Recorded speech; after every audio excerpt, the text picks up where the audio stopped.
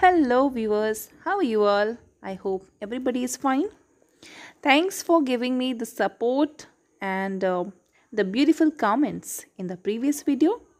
So, I am here with the second part of parts of speech. So, let's start. And before starting, I would like to say that few more videos it will conclude. So, be there. So, let's learn the next point kinds of noun. So, our first kind of noun is proper noun. Means Vyaktiwachak Sangya. What is proper noun? Proper noun is a name of a creature, place or thing. Example, Ram, Tafi, Dehradun. Okay, so I will explain now that why Ram is proper noun, not a common noun. ये proper noun क्यों है? राम सबसे पहले तो जो explanation मैंने बताया कि प्रॉपर नाउन किसी भी क्रिएचर का, प्लेस का या थिंग का, वस्तु का प्रॉपर उसका जो नाम दिया जाता है उसे हम लोग प्रॉपर नाउन कहते हैं, यानी व्यक्तिवाचक, किसी व्यक्ति विशेष का बोध कराने वाला, है ना, कोई खास इंसान, कोई प्रॉपर आदमी. ओके, जैसे एग्जाम्पल्स में I have given here Ram, Tuffy, Dehradun and Parker pen. तो Ram is a name of a person, है ना. अगर मैं सीधा बॉय बोलती तो ये हो जाता हमारा कॉमन नाउन, ये पूरे बॉय की प्रजाति का डेफिनेशन हो जाता, बॉय बोल देती तो. लेकिन यहाँ पर मैंने बोला राम. वैसे ही टफ़ी यानी कि एक डॉग का नाम है ना, तो ये भी एक प्रॉपर नाम है किसी खास डॉग का. ओके, क्योंकि अगर सीधा डॉग बोलते तो पूरे डॉग की प्रजाति का बोध हो जाता, है ना. वैसे ही देहरादून, अगर सीधा सिटी बोलेंगे या टाउन बोलेंगे तो कोई भी सिटी हो सकता है, कोई भी टाउन, नॉट अ प्रॉपर, फिर वो कॉमन हो जाएगा. लेकिन हमने यहाँ पर देहरादून बोला. लेकिन आपको किसी खास टाउन को कहना है तो देहरादून बोल रहे हो, तो कोई प्रॉपर टाउन, सीधा टाउन बोल रहे हो तो वो कॉमन नाउन हो जाएगा. बट जब आप कह रहे हो कि देहरादून, तो it is a particular town, एक प्रॉपर जगह का नाम है, तो ये हमारा प्रॉपर नाउन हो गया. वैसे ही फैन, अगर सीधा आप सिंपल फैन बोल दो, आई एम यूजिंग दिस फैन, ठीक है, तो ये फैन आपने कहा तो ये कॉमन नाउन हो गया. लेकिन अगर आप कहते हो कि I am using Parker pen, I am using Usha's fan, तो यहाँ पर ये प्रॉपर नाउन हो गया. क्यों? क्योंकि एक खास किस्म के पंखे की बात हो रही है, एक खास किस्म के पेन की बात हो रही है. प्रॉपर नाउन क्लियर है? आई थिंक आप लोगों को डाउट नहीं होगा. अगर आप लोगों को कोई भी डाउट हो तो you can comment me and I will answer you there. Okay, so अभी हमने पढ़ा प्रॉपर नाउन, और वहीं पर कॉमन नाउन के बारे में भी हमें थोड़ा सा आइडिया हो गया है. चलिए यहाँ पर कॉमन नाउन को ईजिली कैसे डिफाइन करेंगे मैं बताती हूँ. Common noun denotes the class of a creature, place और थिंग. कॉमन नाउन क्या करता है? किसी भी क्रिएचर का, यानी प्राणी का, या प्लेस, जगह का, या थिंग, वस्तु का क्या करता है? नाउन, कॉमन नाउन इसको डिनोट करता है. जैसे एग्जाम्पल में समझिए, प्रॉपर नाउन में तो अभी हमने समझा था, अब कॉमन नाउन पे समझते हैं. जैसे टेबल फैन. टेबल फैन क्या है? इट्स नॉट अ पर्टिकुलर, ये कोई खास नहीं है. सीधा टेबल फैन कह दिया तो ये पूरे टेबल फैन की जाति के बारे में आप बात कर रहे हो. इट्स नॉट अ पर्टिकुलर, ये किसी खास ग्रुप के या कोई खास टेबल फैन नहीं है. बल्कि टेबल फैन में तो बहुत सारी कंपनियों ने टेबल फैन बना रखा है भी, है ना. तो इन सारी कंपनियों ने जो भी बनाया है, कंपनी का यहाँ पर कोई जिक्र नहीं है. यहाँ सीधा है टेबल फैन, इसका मतलब कोई भी टेबल फैन हो सकता है, ABCD कोई भी कंपनी का टेबल फैन हो सकता है. तो ये हो गया कॉमन नाउन. और इसी में अगर आपको कह देता उषाज फैन, तो ये उषाज टेबल फैन, तो उषा का टेबल फैन, इट मीन्स कि ये प्रॉपर नाउन हो जाता. आया समझ?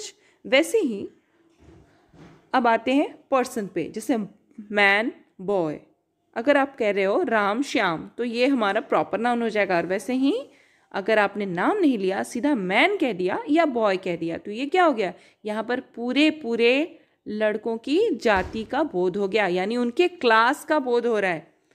ठीक है, मैन यानी आदमियों की और बॉयज यानी लड़कों की. तो एक भी बॉय हो गया, फिर भी ये कॉमन है. क्यों? क्योंकि एक लड़के की जाति के बारे में ये बोला जा रहा है, बॉय, है ना. इट्स नॉट अ पर्सन, यहाँ पर कोई पर्टिकुलर प्रॉपर नाउन नहीं है. अगर यहीं पर होता मदन, ठीक है, या फिर ऋषि, तो ये कोई भी नाम, ABCD कुछ भी नाम ले लो, राहुल हो गया, मोहन हो गया, मदन हो गया, कुछ भी रख लो, तो ये हमारा कोई एक पर्टिकुलर आदमी नहीं है, किसी एक खास का नाम नहीं है. तो ये हमारा कॉमन नाउन हो जाएगा. समझ में आया? वैसे ही डॉग. अब डॉग जब आप बोल रहे हो तो यहाँ पर तो एक खास कोई डॉग का नाम नहीं है ना, सीधा एक कुत्ते की पूरे प्रजाति का बोध हो रहा है यहाँ पर, तो इसलिए ये भी हमारा कॉमन नाउन है। अगर यहीं पर हमने जॉनी कह दिया, ठीक है, शैम्पी कह दिया, कुछ भी ऐसा नाम जो आपके डॉन, ब्रूनो हो गया है ना, इवन माई डॉग्स नेम, ठीक है, ट्रिशा, तो अगर आप कोई भी नाम रख देते हो तो ये हमारा पर्टिकुलर एक कोई खास बंदा हो जाता है या खास कुत्ता हो जाता है, खास जगह हो जाता है। यहाँ पर तो ऐसा कुछ है नहीं, ये पूरे जाति का बोध करा रहा है, तो ये हमारा कॉमन नाउन हो जाएगा। अच्छा, स्टेट्स क्या है? स्टेट्स भी एक खास कोई स्टेट का नाम नहीं है। बिहार होता तो प्रॉपर नाउन होता, लेकिन यहाँ पर बिहार नहीं है, सीधा स्टेट्स लिखा हुआ है। स्टेट भी होता तब भी, और स्टेट्स भी हो तब भी, ये कोई खास स्टेट नहीं है। It's not a particular place, ठीक है। इसका मतलब है कि ये कॉमन नाउन है। और अगर यहीं पर बिहार हो जाता या फिर महाराष्ट्र हो जाता, उत्तर प्रदेश हो जाता, तो ये सारे हमारे स्टेट नहीं बल्कि उनके नाम हो जाते, तो ये हमारा प्रॉपर नाउन हो जाता। Understand? Okay, now our third point will be collective noun. Proper हो गया, कॉमन हो गया, अब आते हैं कलेक्टिव नाउन पर। बहुत ईजी है। कलेक्टिव नाउन किसे कहते हैं भाई? So, इसका एक सिंपल डेफिनेशन है, collective noun denotes the group of creatures, place और थिंग, यानी किसी भी क्रिएचर, किसी भी प्लेस या किसी भी थिंग के ग्रुप का बोध कराए। समूहवाचक संज्ञा इसे कहते हैं। किसे? कलेक्टिव नाउन को कहते हैं समूहवाचक संज्ञा। और समूहवाचक संज्ञा प्राणियों के, जगहों के या वस्तुओं के समूह को दर्शाता है, पूरे पूरे ग्रुप को दर्शाता है, इसलिए इसे कलेक्टिव नाउन कहते हैं। Example: people, crowd, batch, team, bunch, family. Very easy to understand. How? Let me explain this a little bit. People किसे कहते हैं? लोग को कहते हैं ना, लोग। तो कई लोगों के समूह को, ग्रुप ऑफ पर्सन्स, यानी कई लोगों का समूह। क्राउड, ये भी है ग्रुप ऑफ पर्सन्स। क्राउड भी ग्रुप ऑफ पर्सन्स को ही कहते हो ना, लोगों की भीड़ लगी होती है तो क्या कहते हो? क्राउड, है ना। तो क्राउड किसे कहते हैं? ग्रुप ऑफ पर्सन्स को। अच्छा, बैच किसे कहते हैं भाई? बैच कहते हैं ग्रुप ऑफ स्टूडेंट्स को, कई विद्यार्थियों के समूह को कहते हैं ना, ये हमारे बैच में पड़ता है। तो ये बैच क्या है? विद्यार्थियों के समूह को बैच का नाम दिया जाता है। The noun of kind of group of students, the name of group of students is called batch, so it will be noun. And what kind of noun? Collective noun. And now वैसे ही team किसे कहते हैं भाई? So group of players is called team. Bunch, group of grapes is called bunch. Family, group of members is called family. है ना, सदस्यों के समूह को परिवार कहते हैं। Now few other examples, कुछ और examples ऐसे समझते हैं। Army, class, committee. क्लास में आपका जहाँ पढ़ते हो सिर्फ वो वर्ग नहीं हो गया, बल्कि क्लास मीन्स कि किसी का भी वर्ग। इधर ये कोई एक जाति वर्ग हो गया, है ना, किसी जाति का क्लासिफिकेशन, उसे क्लास कहते हैं। कोई जाति हो या कोई समूह हो, उसके नाम, उसके पूरे क्लास का नाम दे रहे हो तो वो वर्गीकरण हो गया। वैसे ही कमिटी, कमिटी किसे कहते हैं? कमिटी भी एक ग्रुप ऑफ फ्यू मेंबर्स है, ठीक है। Council, group of members. Department, group of workers, group of officers. Society, group of persons, ठीक है। ग्रुप ऑफ सोशल एनिमल, जो इंसान होते हैं सोशल एनिमल ही है ना, people are social animals. So society भी क्या है? सोशल एनिमल्स के ग्रुप को सोसाइटी कहते हैं। मेजॉरिटी, मेजॉरिटी क्या है? ये भी बंदों के ग्रुप को कहते हैं भाई, है ना, कुछ लोगों के ग्रुप को ही मेजॉरिटी कहते हैं ना। अच्छा, माइनॉरिटी क्या है? माइनॉरिटी भी कुछ लोगों के ग्रुप को कहते हैं, भले वो कम होते हैं मेजॉरिटी से, लेकिन वो ग्रुप ऑफ पीपल हैं। ऑडियंस, ऑडियंस भी ग्रुप ऑफ पीपल है ना। अच्छा, जूरी, ग्रुप ऑफ जजेस को जूरी कहते हैं। कंपनी किसे कहते हैं? ग्रुप ऑफ वर्कर्स को कंपनी कहते हैं। Corporation, group of members, etcetera. ऐसे ही बहुत सारे हैं। आपके भी दिमाग में कुछ आए तो कमेंट बॉक्स में डालिएगा, मैं आपको बताऊंगी वहाँ पर, है ना। कहीं भी कोई कन्फ्यूजन हो, you can comment me and I will answer you there. Okay, now ये क्लियर हो गया। 4 नंबर है मटेरियल नाउन। तो मटेरियल नाउन पे हम लोग आते हैं अभी। यहाँ तक हमने क्या क्या पढ़ा? Proper noun, common noun, collective noun and now material noun. Material noun तो और भी ज़्यादा ईजी है, इसमें तो कुछ है ही नहीं। पदार्थवाचक संज्ञा इसको हिंदी में कहते हैं। एंड अच्छा, यहाँ पर आप सोच रहे होंगे why I have written here the Hindi meanings of these nouns and the Hindi meanings of these very names, because just to make you relate with these words, है ना, आपको ये अच्छे से और समझ में आएगा। और आप जब आप हिंदी ग्रामर पढ़ोगे तो आपको यहाँ से कुछ इन्फ्लुएंस वहाँ मिलेगा और वहाँ से कुछ इन्फ्लुएंस यहाँ के लिए आप रिलेट कर पाओगे, so that you could relate it, है ना, इसलिए। Anyways, so material noun means पदार्थवाचक संज्ञा। Material noun denotes the name of a material. सीधा एक सिंपल लैंग्वेज में एक लाइन में डिफिनेशन है इसका कि material noun denotes the name of a material. किसी भी मटेरियल का, किसी भी पदार्थ का नाम पदार्थवाचक संज्ञा कहलाता है। जैसे एग्जाम्पल, गोल्ड जिसे सोना कहते हैं, सिल्वर जिसे चांदी कहते हैं, है ना, कॉपर, क्या कहते हैं कॉपर को हिंदी में, तांबा कहते हैं, ग्लास, है ना, वुड लकड़ी, स्टोन पत्थर, इट इज एक्सेट्रा। जितने भी मटेरियल है, कोई भी धातु, कोई भी पदार्थ, उसका नाम हमारा है मटेरियल नाउन। कोई भी पदार्थ का नाम हो, कोई भी name of material will be material noun. चलिए अब आते हैं एब्स्ट्रैक्ट नाउन पे। ठीक है, एब्स्ट्रैक्ट नाउन क्या है भाई? एब्स्ट्रैक्ट नाउन है भाववाचक संज्ञा, यानी कि जब भाव हो किसी भी चीज़ का, भाववाचक संज्ञा वो होती है जिसे हम छू नहीं सकते, देख नहीं सकते, सिर्फ क्या कर सकते हैं, महसूस किया जा सकता है। जैसे इसका एक सिंपल डेफिनेशन है कि abstract noun is something that we can not touch और see, we can only feel it.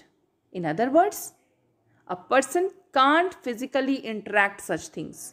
We can't see that, we can't touch it, we can't hear, we can't either smell or taste these nouns. In nouns को हम लोग ये सब नहीं कर सकते, we can only feel it. Okay? As for example, honesty, ईमानदारी, महसूस कर सकते हो ना आप, अंदर से सिर्फ दिमाग में है ये, क्या है ईमानदारी। आप छू सकते हैं ईमानदारी को, किसी की ऑनेस्टी को? Have you ever touched it? किसी की ईमानदारी छुई है कभी? नहीं ना, तो ये सिर्फ दिमाग में होता है। This is only in our minds. Love क्या है? ये भी एक एब्स्ट्रैक्ट नाउन है। प्यार एक एब्स्ट्रैक्ट नाउन है, वो भी आपके दिमाग में है, उसको आप छू नहीं सकते, उसको आप देख नहीं सकते। वैसे ही थेफ्ट, अब आप कहोगे कि ये जो थेफ्ट है ये चोरी, थेफ्ट मीन्स होता है चोरी, तो चोरी करते हुए आपने देखा किसी को, तो आप कहोगे नहीं नहीं, थेफ्ट तो हम लोग देख सकते हैं, चोरी तो हम लोग देख सकते हैं, वो चोरी कर रहा था किसी ने तो मैंने देख लिया था, तो इट मीन्स कि एब्स्ट्रैक्ट नाउन तो नहीं है ये। नहीं, आपने चोरी करते हुए देखा था, चोरी नहीं देखी थी। चोरी शब्द सिर्फ आपके दिमाग में है, वो चोरी थोड़ी थी जो वो कर रहा था, वो अपने दिमाग से आपने उसको एक नाम दिया है ना। तो इसलिए ऐसी इसे भी, थेफ्ट को भी भाववाचक संज्ञा यानी एब्स्ट्रैक्ट नाउन में काउंट करते हैं, तो इसमें कंफ्यूज मत होइएगा। ओके, घृणा, हेट, किसी को नफरत करना, ये सिर्फ आपके दिमाग में है, इसको आप टच नहीं कर सकते, छू नहीं सकते, only you can feel it. किसी से नफरत होती है तो आप फील करते हो, लेकिन छू नहीं सकते, उसको देख नहीं सकते, स्मेल नहीं कर सकते, सुन नहीं सकते, है ना, टेस्ट नहीं कर सकते। वैसे ही टाइम, समय क्या है? ये भी एक फील है, सिर्फ एक दिमाग में है कि समय निकलता जा रहा है, समय को आप टच नहीं कर सकते, पकड़ नहीं सकते, ठीक है, इसको आप छू नहीं सकते, स्मेल नहीं कर सकते। This is only in our mind. Thinking, सोच क्या है? सोच भी सिर्फ एक दिमाग का प्रोसेस है, दिमाग में ही आप इसको फील कर सकते हो कि आप सोच रहे हो, ये एक फील है, लेकिन इसको करते हुए कोई आपको देख नहीं सकता, छू नहीं सकता, सोच को सिर्फ महसूस किया जा सकता है। वैसे ही भावनाएं, भावनाओं को भी महसूस किया जा सकता है, फीलिंग्स को भी हम देख या सुन नहीं सकते, ठीक है, स्मेल नहीं कर सकते, हियर नहीं कर सकते, ठीक है। वैसे ही मैथमेटिक्स, अब आप कहोगे मैथमेटिक्स तो हम लोग कॉपी में बनाते हैं, तो उसे तो हम लोग देख सकते हैं। नहीं, आप उसे नहीं देख सकते, वो तो आप जो करते हो उसमें वो सारे एडिशंस होते हैं, सब्सट्रैक्शंस होते हैं, डिवाइड होता है ना, तो ये सारी प्रोसेस आप लोग वहाँ पे कर रहे हो, ठीक है, लेकिन आप उसको सिर्फ लिख रहे हो, उस चीज़ को आप छू नहीं सकते हो। मैथमेटिक्स लिख दिया, उसको टच कर दिया, तो ऐसा थोड़ी है कि आपने फीलिंग्स लिख दिया, उसको टच कर दिया, तो ऐसा थोड़ी है कि आपने उसको टच कर दिया। नहीं, that is also in our mind, ठीक है। So don't get confuse, mathematics भी एब्स्ट्रैक्ट नाउन है। वैसे ही एक्सपेक्टेशन, उम्मीद, किसी से भी उम्मीद कर रहे हो तो उम्मीद को हम छू या देख नहीं सकते, सिर्फ फील कर सकते हैं दिमाग में। तो ऐसे सारी चीज़ें, आपके मन में शायद एक सवाल भी आए कि लव तो एक क्रिया है, है ना। खासकर बहुत सारे लोगों के दिमाग में ये आएगा कि लव एक क्रिया है, तो फिर ये भाववाचक संज्ञा कैसे हो गई। अरे भाई, लव को दोनों तरीके से यूज़ किया जा सकता है। कुछ ऐसे शब्द होते हैं जो क्रिया व संज्ञा दोनों की तरह यूज़ किए जाते हैं, और लव उन्हीं में से एक है। जैसे कि लव के दो मतलब होते हैं, एक है प्यार और दूसरा है प्यार करना।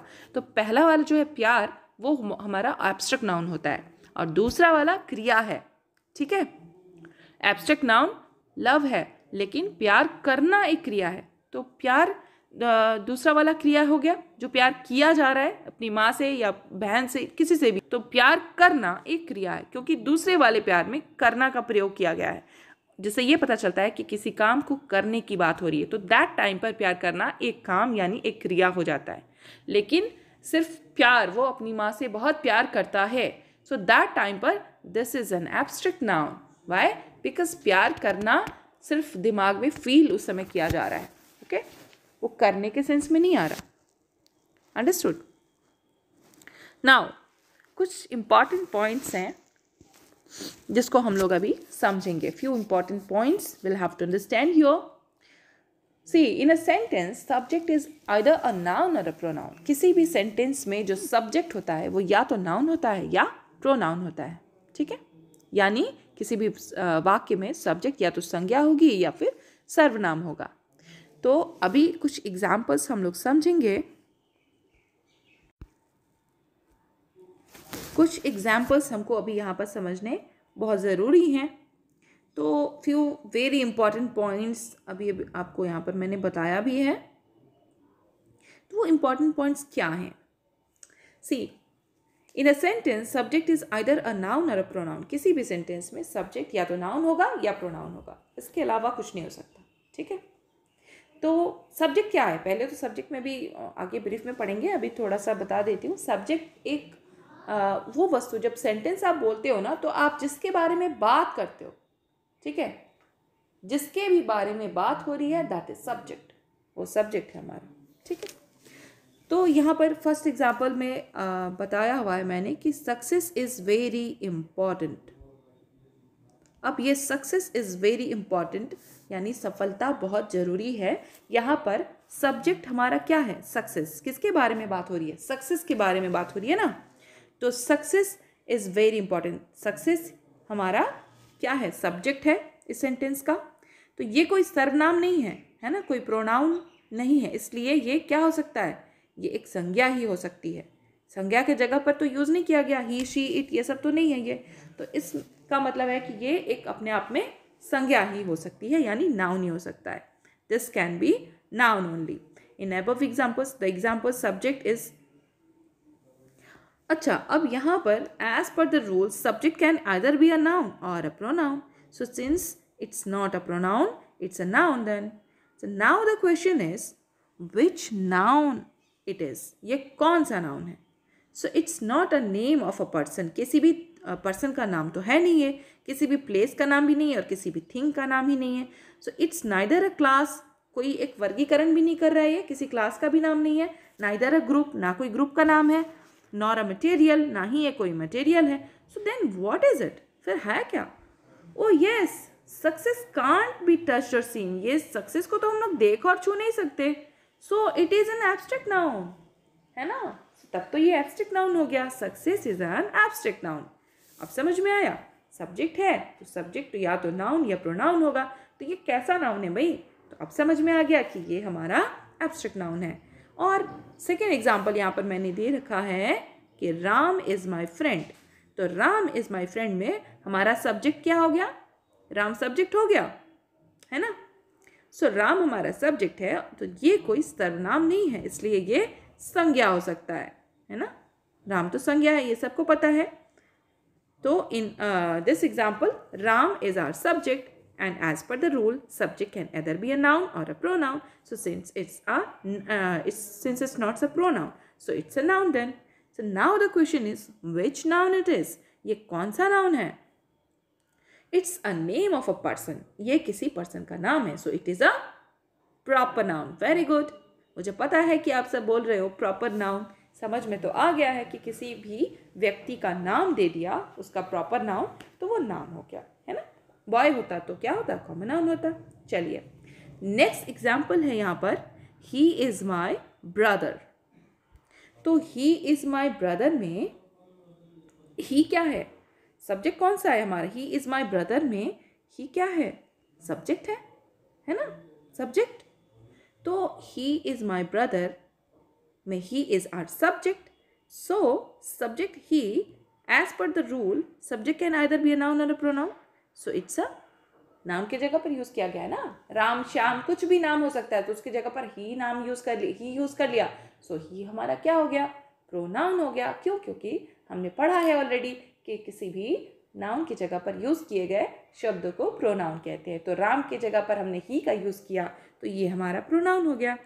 तो अभी ये क्लियर हो गया कि this is are pronoun. So भाई हमें as per the rule we know कि subject can either be a noun, या तो सब्जेक्ट नाउन हो सकता है या प्रोनाउन हो सकता है। तो फिर ये क्या है, इट्स अ प्रोनाउन। ओके,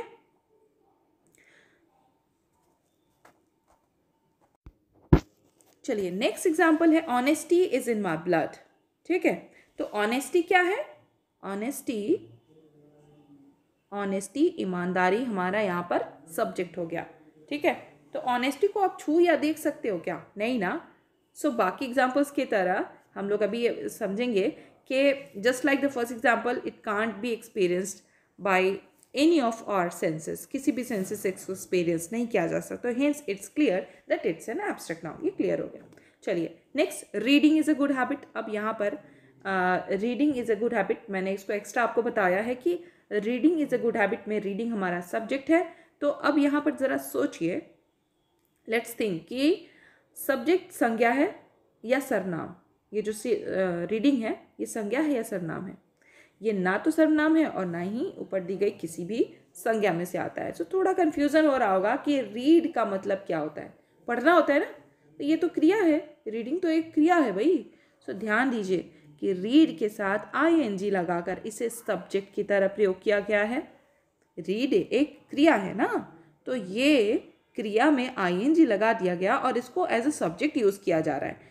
तो आपको एक बात मैं बता दूं, थोड़ा और क्लियर पढ़ेंगे आगे के टॉपिक पे, जब हम लोग जेरंड पढ़ेंगे तब आपको क्लियर करूंगी। लेकिन यहाँ पर सिर्फ इतना जान जाइए कि किसी भी क्रिया के आगे आईएनजी लगाकर उसे संज्ञा की तरह यूज़ किया जाए तो उस शब्द को जेरंड कहते हैं, यानी क्रियावाचक संज्ञा कहते हैं। ठीक है, सो इस जो कि इस चैप्टर में आपका अगला टॉपिक होगा, जेरंड मैं आपको पढ़ाऊंगी आगे। तो एक बार और इसको समझिए, सब्जेक्ट इज रीडिंग है ना, reading is a good habit में हमारा रीडिंग एक सब्जेक्ट है। So it's neither a pronoun nor a noun. So that we have discussed above also that you might be getting little confused because read is a verb, read एक verb है। so but you must notice that read is attached with ing, read क्या है, ing के साथ है, and use as a subject, और इसको subject की तरह यूज़ किया जाए। भाई ing लगाकर तो क्रिया बनाते हैं ना, verb है ना, प्रेजेंट टेंस का वर्ब बनाते हैं, है ना, प्रेजेंट कंटिन्यूअस का तो आईएनजी लगाते हैं। हाँ, तो रीड में तो आईएनजी किसी भी वर्ब में आप लगाते हो आईएनजी तो वो प्रेजेंट कंटिन्यूअस टेंस हो जाता है ना। तो यहाँ पर तो इसको सब्जेक्ट की तरह यूज़ किया जा रहा है ना। So we had told you that the subject can either be a noun और pronoun, so it can't be a verb. तो ये वर्ब नहीं हो सकता, हमने आपको पहले ही बताया है कि सब्जेक्ट सिर्फ नाउन या प्रोनाउन हो सकता है, तो वर्ब तो ये नहीं होगा भाई। तो ये कैसा नाउन है? So the fact is, सच ये है कि if a verb is added with ing and used as a noun in a sentence, कोई भी वर्ब ing ऐड करके उसको सेंटेंस में सब्जेक्ट की तरह यूज़ किया जा रहा हो, एक नाउन की तरह यूज़ किया जा रहा हो, so that verb is called gerund, उस वर्ब को gerund कहते हैं और वो हमारा एज अ नाउन डिनोट होता है। So it's your next topic in this chapter. तो be ready for our next video, है ना, जो कि हमारा gerund टॉपिक होगा। और पार्ट्स ऑफ स्पीच में नया सेकंड टॉपिक भी हम लोग तभी पढ़ेंगे, पहले जेरंड पढ़ेंगे, उसके आगे मैं आपको और नाउन के 2 काइंड्स बताऊंगी, 2 अदर क्लासिफिकेशंस। ठीक है, सो अब इस वीडियो में इतना ही and I think I have cleared your doubt. किसी को भी बच्चों कोई भी डाउट हो तो please feel free to ask me in the comment section, पूछेगा, मैं आपको रिप्लाई दूंगी and be here with you ma'am. Okay, thanks for watching. Do share this to your friends also, अपने दोस्तों के साथ भी शेयर करें हो सकता है कि छोटे छोटे टॉपिक्स लोगों को समझ में नहीं आते हो, तो ये वीडियो के हेल्प से समझ में आ सके। And I am your known teacher, so definitely आप मुझसे बात भी कर सकते हो। You can even call me any time, I will explain this to you. कुछ भी समझ में नहीं आए, छोटा सा टॉपिक हो, आप कमेंट सेक्शन में कमेंट करना, and there I will reply you with a brief answer. Okay then, take care, bye bye, stay safe, wear mask. So viewers, आज के इस वीडियो में इतना ही। नेक्स्ट कुछ और वीडियोस में हम लोग पार्ट्स ऑफ स्पीच को कंक्लूड करेंगे। So parts of speech will take few more videos.